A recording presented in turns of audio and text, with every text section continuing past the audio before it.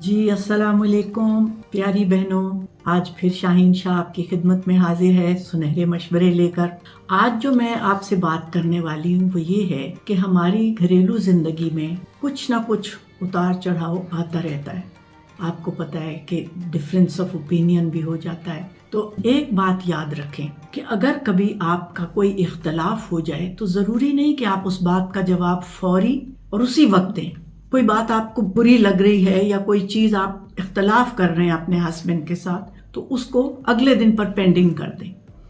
ہو سکتا ہے کہ آپ کا مائنڈ سیٹ بدل جائے، اس کے بعد آپ سوچ لیں، فوری جواب دینے کی بجائے، غلط بات کرنے کی بجائے اچھا ہے کہ بعد میں سوچ سمجھ کے بولیں۔ عقل مندی صرف یہ نہیں کہ آپ ہر وقت اچھی بات کریں، بلکہ بعض اوقات خاموش رہنا بھی عقل مندی ہوتی ہے، اس لیے کہ آپ اس وقت سچویشن کو ٹریگر ہونے سے بچا دیتے ہیں۔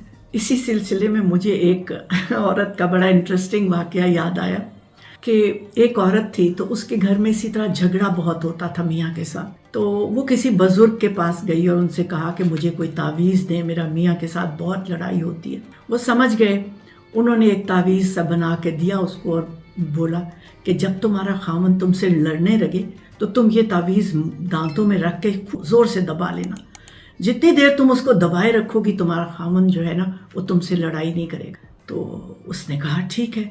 اب وہ جناب گھر گئی اور جب کسی بات پہ لڑائی جھگڑا شروع ہوا تو اس نے جھٹ وہ تعویذ نکالا اور اپنے منہ میں دبا کے رکھ لیا۔ اب ظاہر ہے اس نے تعویذ منہ میں رکھا تھا تو اب وہ بات تو نہیں کر سکتی تھی، تو پھر اس طرح وہ لڑائی طول نہیں پکڑتی تھی اور اس طرح ان کی جھگڑا بس ادھر ہی سبسائڈ کر جاتا تھا۔ میری پیاری بہنوں، جادو کسی تعویذ میں نہیں تھا بلکہ خاموش رہنے میں تھا۔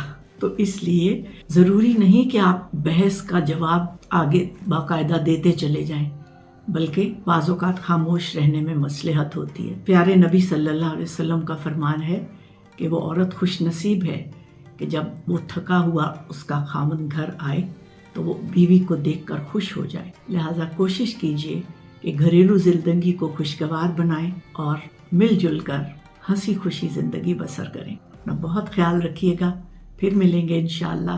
میری ویڈیوز پسند آئے تو ضرور شیئر کیجیے گا اپنی فرینڈز کے ساتھ۔ اللہ حافظ۔